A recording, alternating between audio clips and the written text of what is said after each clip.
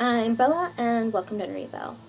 So today, in preparation for Halloween, we're going to talk about my favorite conspiracy theories.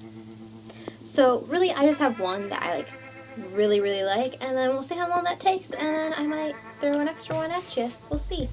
Okay, so Marilyn Monroe was killed because she knew too much about the aliens. Now hear me out. So, obviously there was Area 51 happening a lot during that time in the Great Space Race, and she was one of JFK's mistresses. Now, before I get really into this, I'm going to throw it out there. This is not to dismiss Marilyn Monroe's troubles. She had troubles. She had addictions. But there's a lot of evidence that points to maybe that that's not what ended her life. So, now getting back into this. She was JFK's mistress, right? And JFK, one of the greatest known presidents of all time, right? So, she was not just his mistress, but his brother's as well. But eventually both of them were like, listen up, we both gotta just drop her, and it's not a good idea to both have her as our mistress. So they dropped her, and everybody wanted a little piece of Marilyn, so chances are it wasn't really that big of a deal.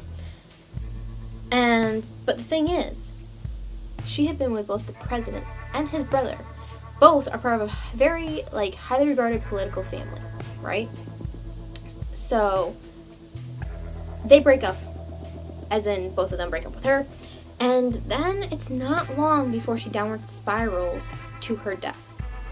So, after the breakup,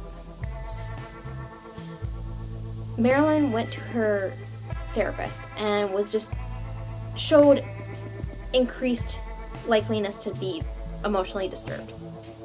I know this is all sounding very blocky, but I mean, it's kind of hard to explain what really should be, what's scuttlebutt and what's potentially true, because there's that entire patient-doctor confidentiality, but there's also the case of but with famous people, not saying that famous people don't get privacy, but people are willing to break.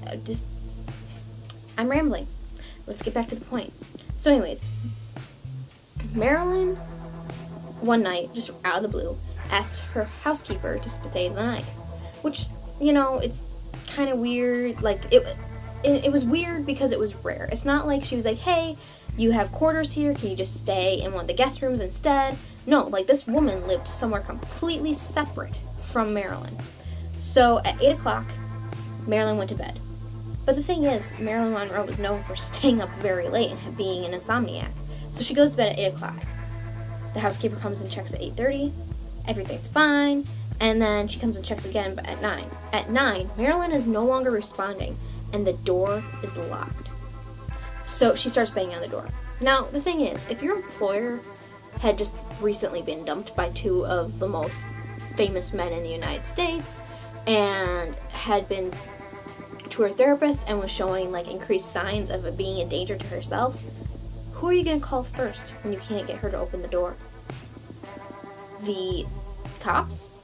Right? No. Instead, Marilyn's therapist gets called, and when he goes in and can't get through the door, what he does is he goes and climbs in through the window. And that's when Marilyn is found dead. So, this is where things get even weirder. Marilyn's autopsy. Marilyn Monroe, her autopsy was not given to the head coroner, but somebody who was new to the department, a newbie, an underling.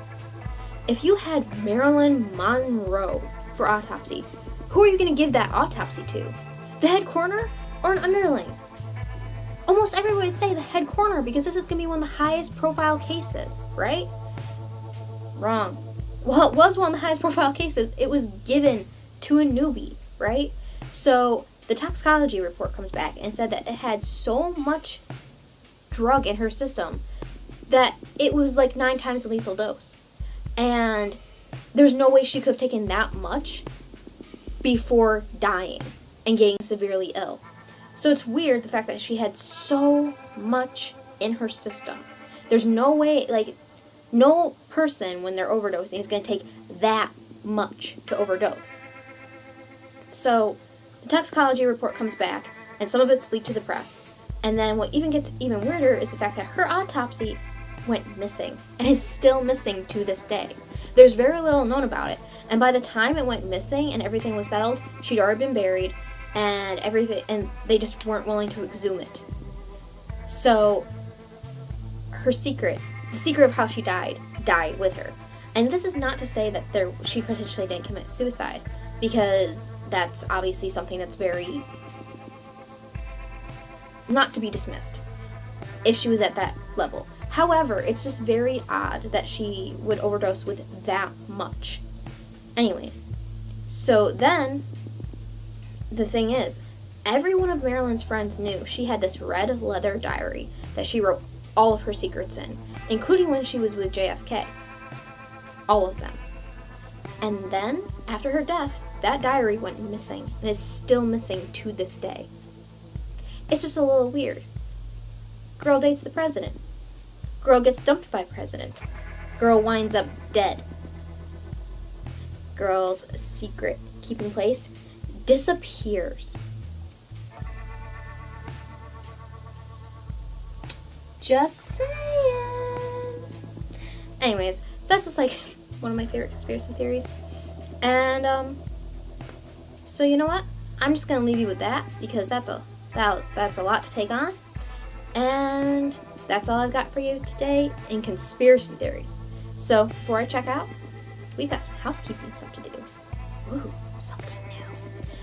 So we're almost approaching February-ish time, which means it's almost time for Serial Killing 2.